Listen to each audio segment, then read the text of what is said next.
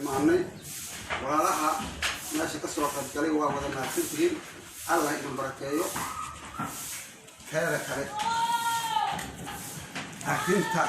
oo hadda alaylaha wax la iga weydiiyey oo xagga aqoonta heerka deegaankiisa cidda gartin laha deegaankeedu oo xagga geda gobolka geda waxay ilaahay iga fahansiiyey mise aniga ishayda aan soo arkay mise alaylaha aan goobjoog u hayaan alaylaha insha Allah wax ka taabanaa. Ana horta waxaan ku dhashay aadan ahaan magaalada la qabaardeeda waa degmo laasim qadiim ahoo gobollada geda ka mid oo hadda u malaynayo dhowrka degmo alaylaha gobolka geda uu leeyahay magaalada ugu qadiimsan inay tahay magaalada ugu ganacsi wanaagsan inay tahay. haddana deegaan wuxuu ilaahay nooga nasiibay 30 tuulo oo baardheer uu leeyahay 30 dhowr tuulo leeyahay baardheer 30 tuulo oo baardheer uu leeyahay in haddana qaar ilaahay naga makanin weliba khaasan tuulada hadda aan deganin dhakaaja lahaay dhakaaja weliba waxaan ka sii deganin tuulo kale iyada dhakaajada hoos imaato oo leel fadhiya la sii deganin fadhiya markaan kuu sheego imaanay walaalaha meesha ka soo qaybgalay waa wada mahadsantihiin. Allah idin barakeeyo. Teeda kale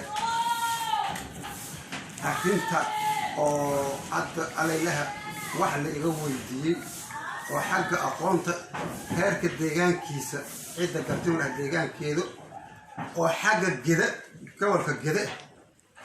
waxay ilaahay iga fahansiiyey mise aniga ishayda aan soo arkay mise alaylaha aan goobjoog u hayaan alaylaha insha Allah wax ka taabanaa. Ana horta waxaan ku dhashay aadan ahaan magaalada la qabaardeeda waa degmo laasim qadiim ahoo gobollada geda ka mid oo hadda u malaynayo dhowrka degmo alaylaha gobolka geda uu leeyahay magaalada ugu qadiimsan inay tahay magaalada ugu ganacsi wanaagsan inay tahay. haddana deegaan wuxuu ilaahay nooga nasiibay 30 tuulo oo baardheer uu leeyahay 30 dhowr tuulo leeyahay baardheer 30 tuulo oo baardheer uu leeyahay in haddana qaar ilaahay naga makanin weliba khaasan tuulada hadda aan deganin dhakaaja lahaay dhakaaja weliba waxaan ka sii deganin tuulo kale iyada dhakaajada hoos imaato oo leel fadhiya la sii deganin fadhiya markaan kuu sheego iyo garbaharey meel garja laga aqoon maray inta kale kulay waa dadkaaday meeshii ku jiro kulay waa raacsiis insha Allah ta'ala gobolka gedo garjan aad iyo aad u degan tahay meesha magta loo doono xoolihii ay loo degan yihiin ee aan ka soo wada jeedno waaye cidii kulay xaqiiqtana ma xaqirbaysa saas ku xaqirbaysa insha Allah ta'ala dada u taagan nool joogo insha Allah ta'ala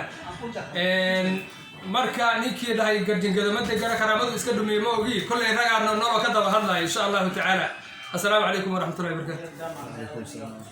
halkan ugu kulmiya mahad iskale waxaan aad marqaata ka tihiin ajandiga halka looga hadlayay wuxuu ahaa waxyaabaha walaalaha iskugu keenay wax ka mid ah inta hadda muuqaalkooda aad aragtaan ama kaliibka aad kala wadaagi doontaan waxay tahay boqolkiiba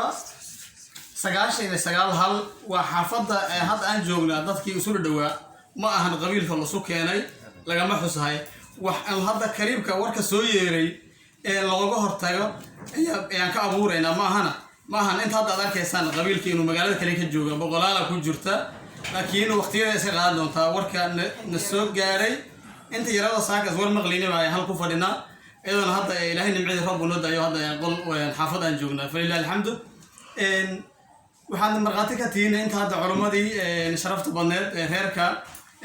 qaaliyaalkooda ahaa inay idinla hadlayaan qariyaan deegaanka inuu sax yahay macadallahi dayaxshan iyo 10 jooga sacab laguma dadi karo qofkana waa qaldami karaa laakiin annagu waxaan leenahay qofkii reerkii iyo asalkiisa iyo asaaskiisay inkirahaya inuu qaldan yahay waxayna danaha ku jiraan reerka wuxuu asalkiisu yahay inta gobol idin sheegay way wada degan yihiin khaasatan gobolka geda sida culimada idin sheegtayba waa numberka ugu weyn asaasiga oo magta ugu weyn oo reerka soo gal xoolaha laga doono ee loo dalxiis tago inta tuulo hadda la soo xusana waa xaqiiqo inta in ka badan ba ku jirtay